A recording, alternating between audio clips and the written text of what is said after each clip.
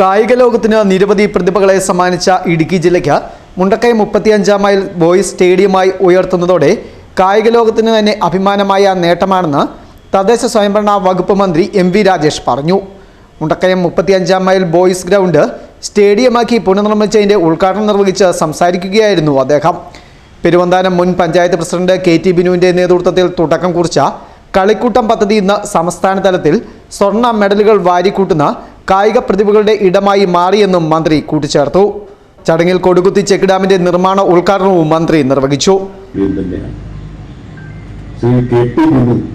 എന്നെ നീറ് പിടിച്ചതുപോലെയാണ് പിടിച്ചത്. വിടാതെ അദ്ദേഹം എന്റെ പിന്നാലെ തന്നെ ഉണ്ടായിരുന്നു.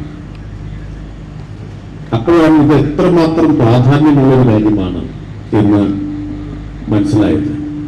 ഇതിനുവേണ്ടി ഇത്രയും മെനക്കെടുന്നെങ്കിൽ അത് അത്രയും പ്രധാനപ്പെട്ടതാണ് എന്ന് ഇന്ന് ഇവിടെ വന്നപ്പോഴാണ് വേറെ ചില കാര്യം ഇപ്പോഴും മനസ്സിലാക്കിയത്.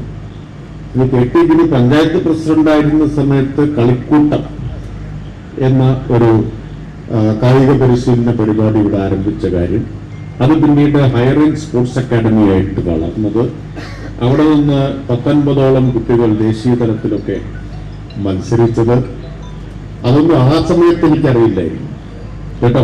ബിനു ഇടുക്കി ജില്ലാ പഞ്ചായത്ത് അംഗം കെ.ടി. ബിനു സ്വാഗതം ആശംസിച്ചു. ജില്ലാ പഞ്ചായത്ത് പ്രസിഡന്റ് രാരിച്ചൻ നീർണാങ്കുന്നേൽ സമ്മേളനത്തിന് അധ്യക്ഷത വഹിച്ചു. Executive engineer Nisar A report അവതരണം നടത്തി.